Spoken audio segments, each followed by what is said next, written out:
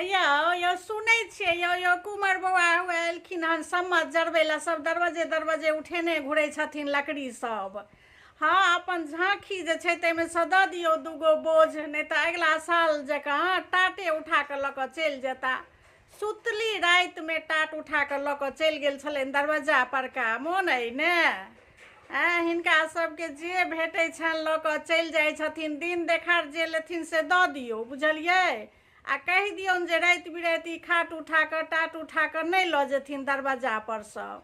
सम्मत जरायल जेतै ओहिमे जे चाही दऽ दियौन बुझलियै। हाँ हमरो टाट उठा कऽ अगिला साल लऽ कऽ चलि गेलनि आ बहिन दाइके सेहो लऽ कऽ चलि गेल छलखिन।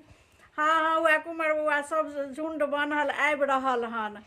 अपना दरवाजा पर बजा कऽ दऽ दियौन ओ झाँखी जे काटि कऽ रखने छी, 2 बोझ लेथिन कि 4 बोझ लेथिन से दऽ दियौन, जे लगतै से दऽ दियौन। हाँ आ कहि दियौन जे राति बिराति टाट उठा कऽ खाट उठा कऽ एहन एहन ढेंग छलै हन, उसनिया करै लए रखने छलहुँ हाँ लकड़ी जे चिरा कऽ उसनिया करबै। आ से सालो साल धैल रहैया अपन उसनिया सबके टाइममे चिरबै छै, से सबटा ढेंग उठा कऽ लऽ कऽ चलि गेल छलखिन।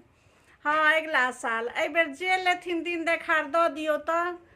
हाँ देर रातिमे ने सम्मत जरतै, तऽ एखनेसँ हुए सबटा जमा करै छथिन। दऽ दियौन कनि, हुए जा रहल छथि।